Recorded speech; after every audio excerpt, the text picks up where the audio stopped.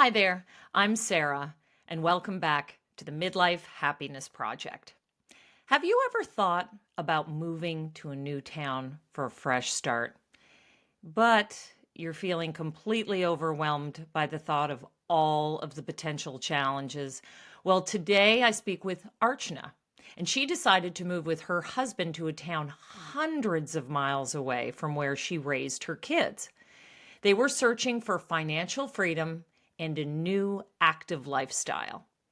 In my discussion with Archna, you'll hear how she found that and more. And make sure you stick around for my wrap up, where I dig into some research on the potential benefits of moving homes as you enter your empty nest years. Join me to add some real happiness to your life.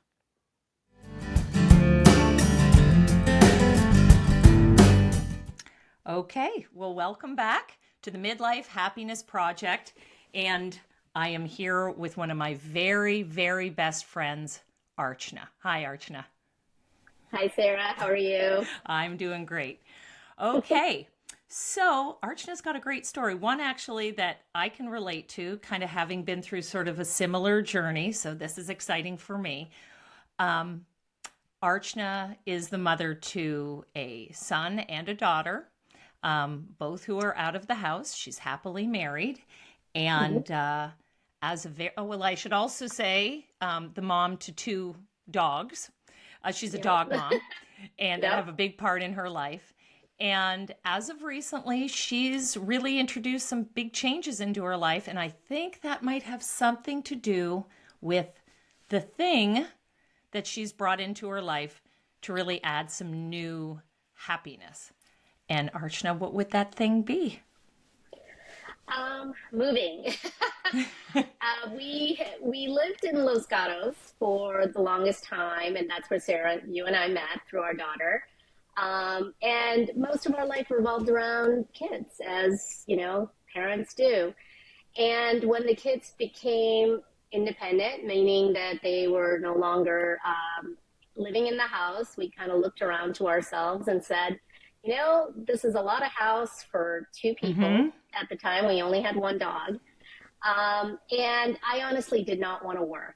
And so, with the mortgage over our heads and us wanting to have a little bit more financial freedom and me not wanting to work, I think that prompted the discussion of why are we in Los Gatos? Where can we go that will give us that financial freedom and allow us to live a life that we want to live without kids, right? As empty nesters. And so, with our family being local, I kind of drew a 2 hour radius and told my husband, hey, look, I don't want to get on a plane to see my family. We still have a lot of family in town. Right. Scott said, hey, I want a place where I can be active. He likes to run, he likes to ski, he likes the hills. And so we came up with a solution that kind of worked for both of us and allowed me to work later on in life, should I choose to do so, but not having to work to live. And to And just, so, yeah, not have a mortgage over and not yeah, have this overwhelming debt.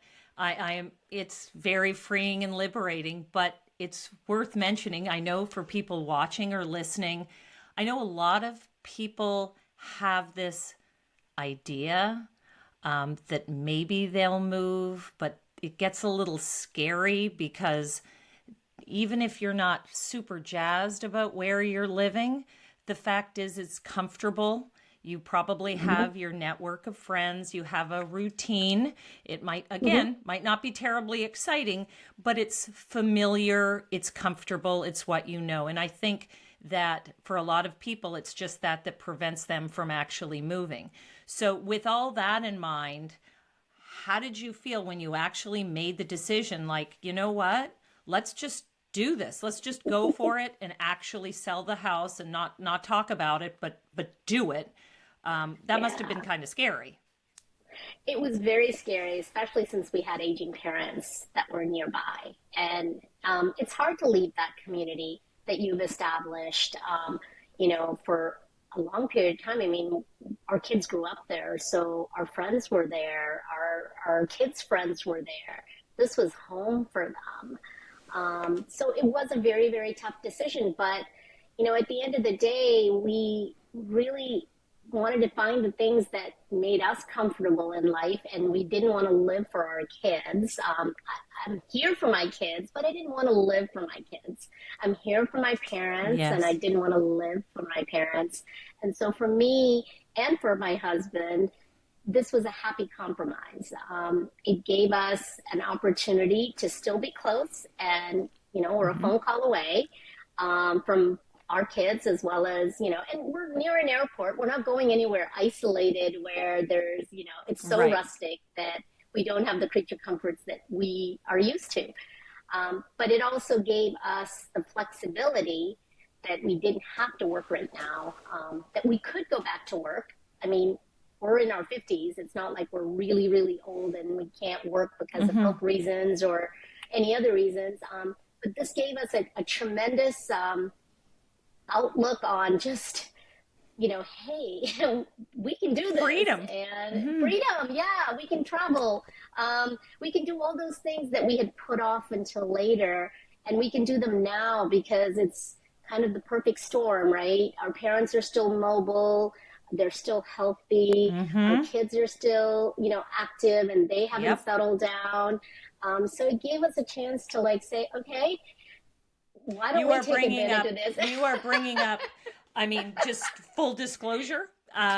Me and my husband, we moved, just before you, I guess 2.5 years ago. And the town we were living in before, we were there for 10 years. We'd moved quite a bit before that, but we were there for like a decade. So we had a lot of great friends, a routine, definitely a community.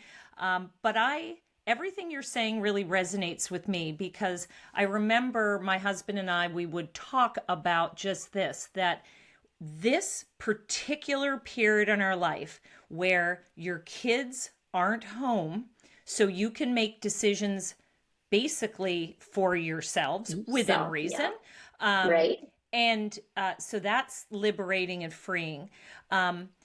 But you've also mentioned the reality as we get older, our parents are getting older, and we know that probably at some point we'll have to really be engaged in that. And everybody's very different to how involved they are with their parent situation, but you kind of want to get ahead of it. And for Yeah. us, we wanted to move before this sort of tidal wave of other stuff came in, Uh-huh. and then we'd be sort of feel like, well, we're stuck, we missed our Yeah. chance, we should have moved, but now we kind of have too much on our plate. Hmm.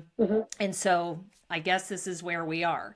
So Yeah. I completely relate being mindful of, if you are to move, there is, I have to say that just being a kind of a new empty nester is like a perfect time to move Hmm. on it. The other thing that I'll have you speak to, which I think is scary for people, because I know people have asked me about this when I said I was moving.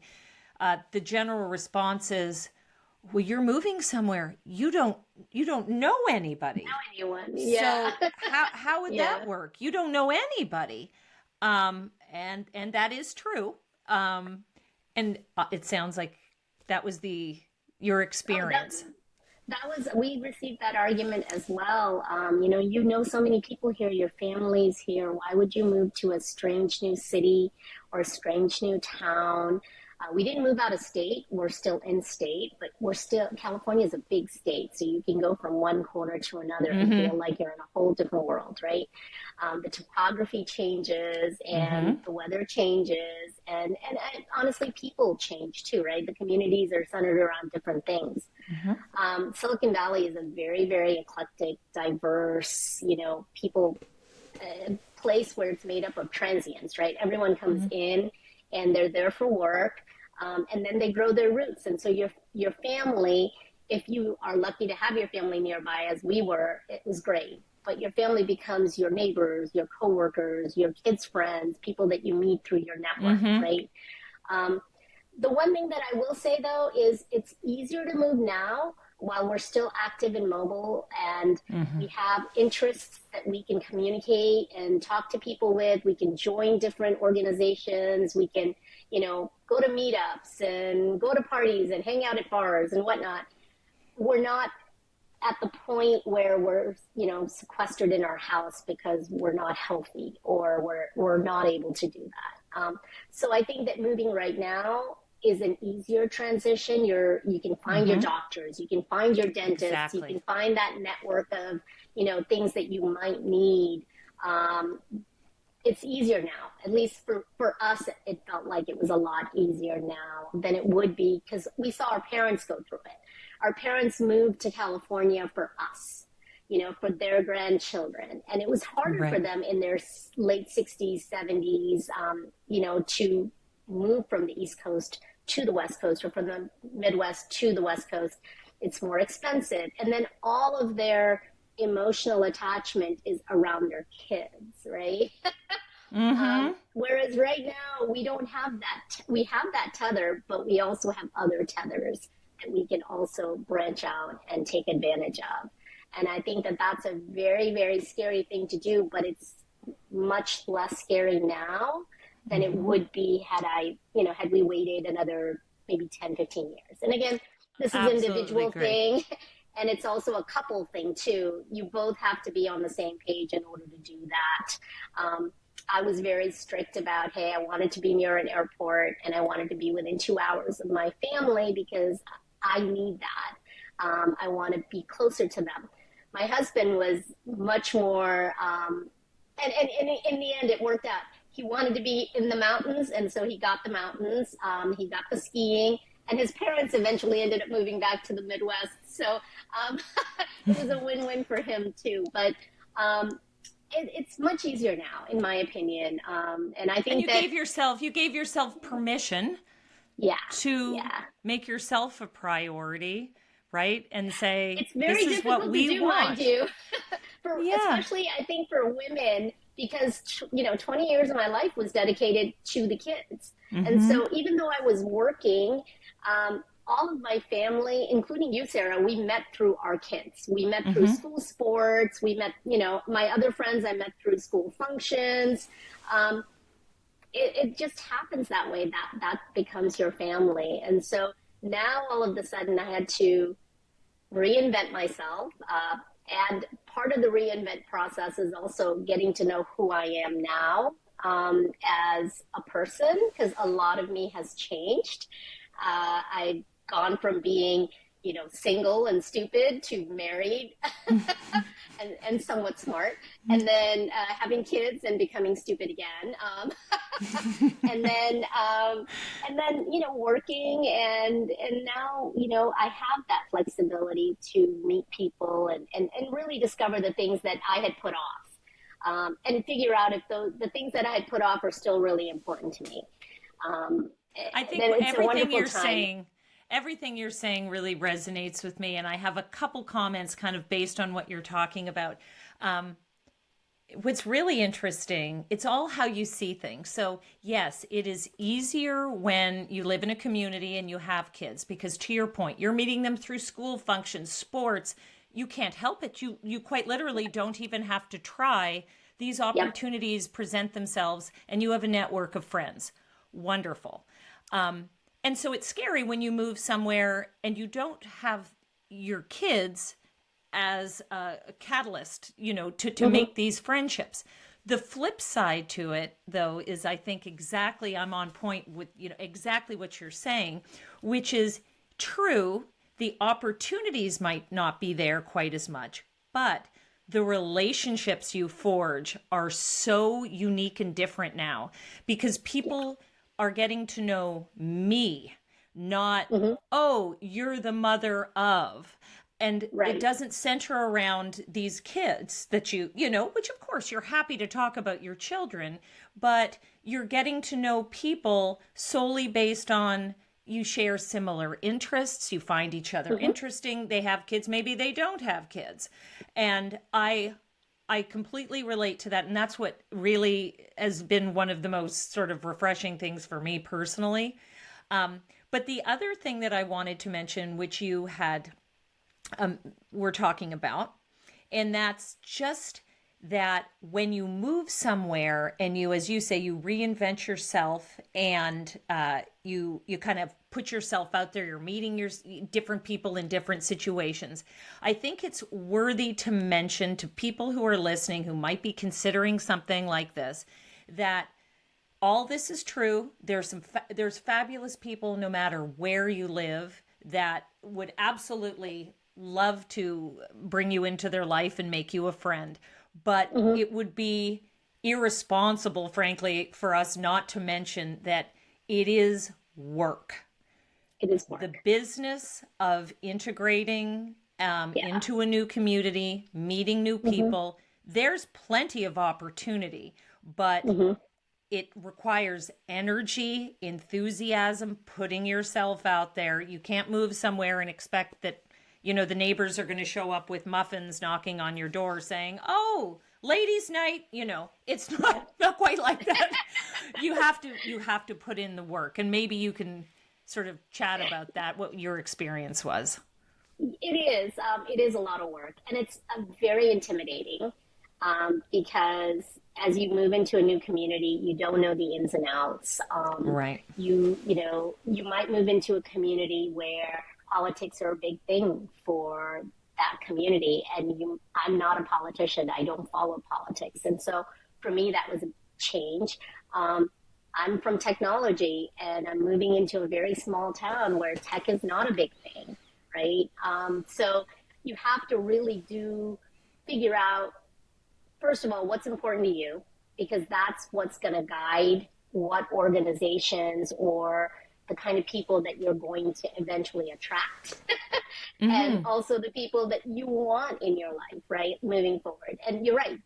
When we were younger and we had kids, we were kind of forced into that situation in some ways, because I met some people, like it or not, whether I liked them or not, my kids liked their kids. And so we would always be friends, right? And we would always Right. see each other. I never really went out of my way until my kids got a little older. And I'm like, hey, I'm still friends with them, even though our kids are not still connected, Right. you know? So now the way that I've tried to integrate myself is, I still have two dogs.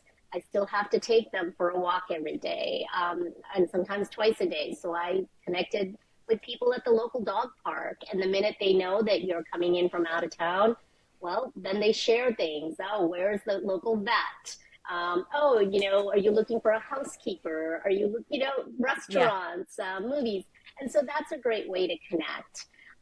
The other plug that I'm going to make is, my son's in the military, and I was very lucky to find an organization that is for military moms. And, they've helped me a lot. And this is my opportunity to give back. And, part of not working is also filling your time with those things that matter to you.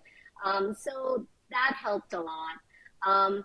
One of the things that I didn't have time for, and I have time for now, is gardening. And so I was able to connect with people on Nextdoor and on, meetups, and, find Mm-hmm. things that would help me there.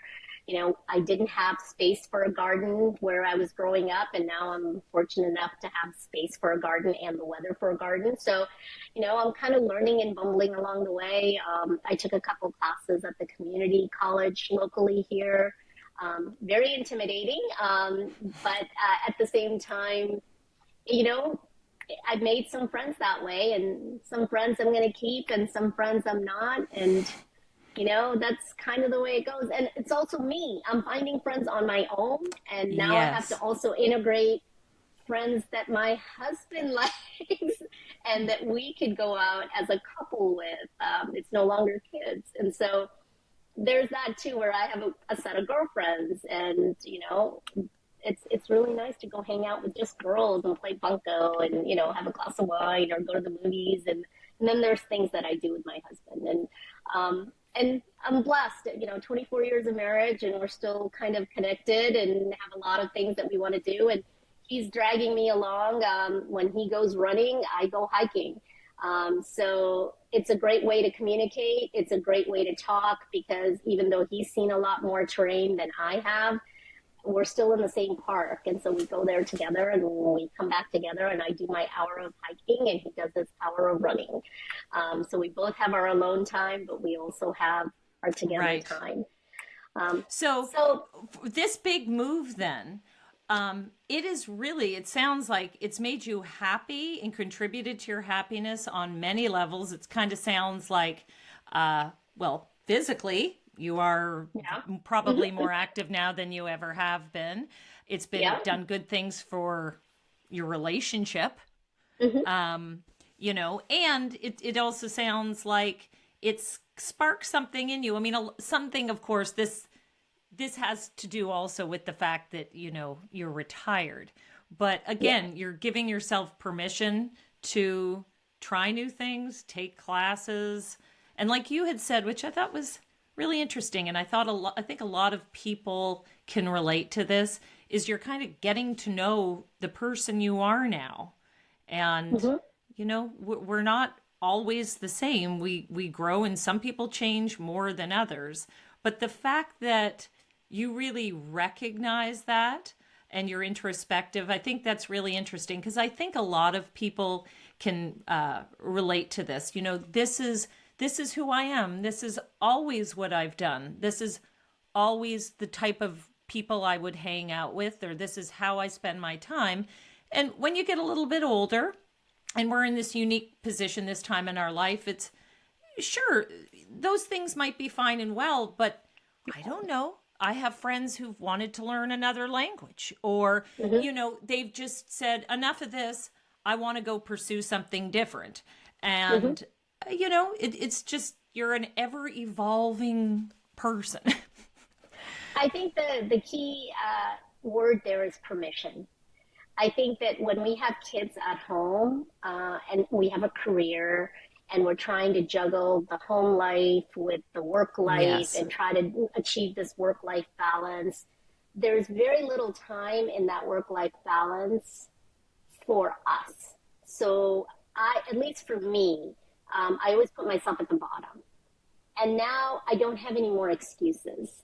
And I think honestly, from what everyone else tells me, it's made me a happier person. And so when your kids look I at you love and to say, hear "Mom," that. yeah, when your kids, see you after a couple of weeks and say, "Mom, you really look happy here. This place is working for you. Whatever you're doing, keep doing I it." love to hear that. I think that that's the best, that's the best thing I can ever Yeah. have. So, Yeah, and I mean, everything you're saying, I agree with wholeheartedly. And as I said before, it's definitely worth mentioning to our listeners that by no means are you and I saying this is for everyone. Um, nope. some people couldn't imagine and that moving, and that's absolutely fine. But Yep. for those people who they've kind of got this itch, they feel like they've got kind of one more move left in them. Um, I think it's something really worth exploring, obviously researching where you think you want to Yep. be, Yeah. and own the fact that yes, there's pros and cons. Absolutely, you will be leaving things behind, but Yeah. then new doors will be open. Well, we got a lot So of grief from our kids, right? Because yes, we left their hometown. This is where they grew up. mm-hmm. How could we? How dare we? Yes, Because this is, when they think about coming home from college or from wherever they're at, they come home to the town that they grew up in, and their friends come home, for yes, break or whatever. And now that is not the case. When they came here to visit, there was nobody there that they knew, and everyone's 2 hours away. And so, yes, it is a change, but at the end of the day, they're also living their life. I don't know yes, if my kids are exactly. going. I don't know if my kids are going to come back and live in California, right? They may very well take a job and then decide to live near their college or wherever their job takes them, or wherever my son's military career will take him. And they're not going to think twice about living with mom and Right, dad unless the right. circumstances demand it, right? So I feel like they're doing that. And then my parents are they've got their world, and they've got people there, with their age group and their likes and dislikes, and they're doing their thing. So why not us, right? I mean, what are we waiting for? Um, Exactly. And so so it was the right again, time. It was the right time. right. And that's kind of how this conversation started, that Hmm. it is a really uniquely perfect time, because the reality is, when you become, if you're fortunate to become grandparents, that might change things. Aging parents might change things. But Hmm. we're in this unique little time in our life where we do have some freedom. And if you do decide to do something as bold as moving, now's the time to do it. And certainly, as cliche as this sounds, we ain't getting any younger. So Yep, that is the reality of it, right? So that is the reality of it. I love your honesty, and you're just clearly very introspective, and you've taken the time to really think about why you're happier and why this change has been so good for you. And I know that people listening will really relate to this. There's so many people that are up to really shake it up and do something as dramatic as moving. I don't think it gets Moving, any more yeah. dramatic than that. And Yep. I think you have a lot of really fabulous insights and stuff that I can 100% relate to. And thank you, It's a journey. Archna. You have been an amazing guest, and Thank I know you. people will get a lot from listening to what you have to say. And good luck in your fabulous new house. Thank you. Okay, Take care. thanks. Bye. Okay, until next time. Thanks. Well, I am so glad you guys had the chance to meet Archna. She is she's wonderful, and a very dear friend. And I have to say that this episode in particular is kind of a special one for me, because it speaks to me personally. As I mentioned earlier, when I was talking to Archna, her moving, this is something that we both have in common. We both waited for our kids to leave the nest, and then we both took kind of a big dramatic step in our life.